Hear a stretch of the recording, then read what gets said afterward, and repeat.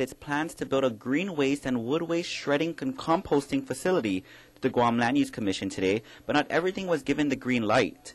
Although they said their plan would benefit the entire island and be a light-impacted project to the community, the project did receive some concern, including board members, particularly for the zone change. Pacific Unlimited's John Lim Tiaco says, although there are plans to build a park in the area, he feels the plan and zone change request should go forward because the federal regulation codes require a minimum of 30 years of monitoring for post-closure of a dump before a park can even be built. Having said that, it's currently a dump, and for the foreseeable future, at least 35 years, it's going to remain a dump and be monitored as a dump.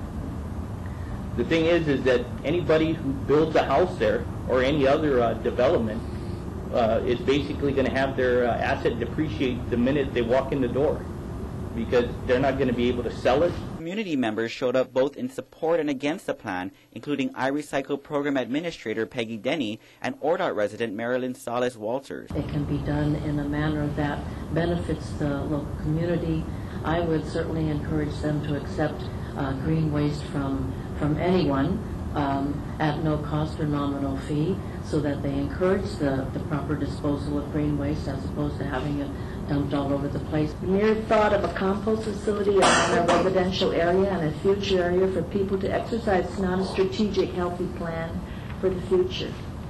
After 60 years of having a dump in our neighborhood, my parents are no longer around, but they always wanted that dump to be closed down. We couldn't even build because we wanted the dump smells to go away. And now we're celebrating. GLUC Chairman Jay Lather, meanwhile, said he felt an M zone is not appropriate to put in the Ordot community at this time. And I got to tell you that if I had a house on Darrell Road, I would not want to see M zoning anymore. I've paid the price already, right? I mean, it's been a tough road, and I think that's time to end that. On the other hand, this commission believes in property rights, and you have a right to do everything allowed in an ag zone. We're never going to stop you from doing that. So I think that there's a way that we can compromise here that makes a lot of sense for all parties. The board instead denied the request for zone change and conditional use. However, a resolution was presented that would define the uses of an agricultural zone inclusive of composting.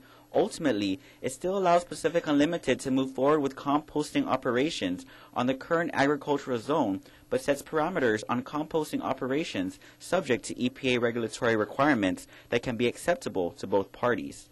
Reporting for Guam's News Network, I'm Ken Quintaniza.